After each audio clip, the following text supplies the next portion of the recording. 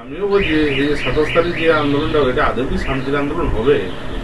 আদৌ শান্তির আন্দোলন হবে না। আর এটা থেকে আবার নতুন করে পিক আপ নেবে, গুলি চলবে, এখানে রবার্ট বুলেট চলবে।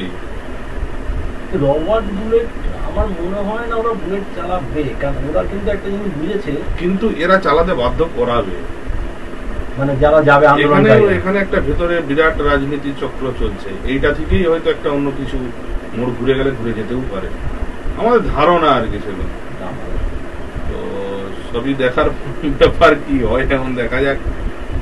তবে লোক যাবে, ব্যাপক লোক। পরিষ্কার কথা দাদা, মানে এখানে আমি নিজে সংবাদ ছেলে, সংবাদ থেকে সংগ্রহ করে আসা,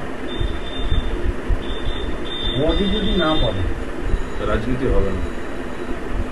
বডি যদি না পড়ে, দু একটা লাশ যদি না থাকে, আপনি কি মনে করেন মোড় ঘুরতে পারে? অবশ্যই, যদি না বডি না পড়ছে কোনোদিনও মোড় ঘুরবে না, বডি পড়তে। আর আমাদের ধারণা বডি ওখানে পড়বেই সেদিন 27 তারিখ। ওইটা না হলে ঘোরার চান্স নেই। না না, কি হবে সুপ্রিম কোর্ট হাত তুলে দিয়েছে দাদা 27 তারিখ। যদি আপনি যেটা বললেন জঙ্গি আন্দোলন, ওটা যদি করতেই হবে, জঙ্গি আন্দোলন না করতে পারলে কিচ্ছু হবে না। একটা দুটো বডি যদি না পড়ে কিচ্ছু হবে না। আপনি লড়বেন কি নিয়ে? এরপরে ফার্দার ইস্যুটা কি হবে আপনার?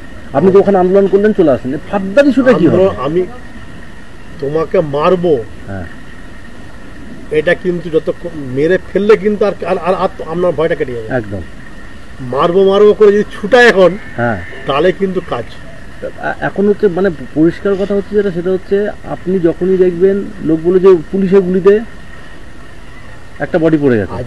আজকে ধরো সিপিএম ফরওয়ার্ড ব্লক একসঙ্গে থেকে, ফরওয়ার্ড ব্লক হচ্ছে তোমার সিপিএম এর বিরুদ্ধে, বামফ্রন্টের বিরুদ্ধে গিয়ে কিন্তু তোমার হচ্ছে যে আন্দোলন করতে গিয়ে 5টা ডেড বডি, 5 জনকে গুলি করেছিল, মনে পড়ছে? একদম।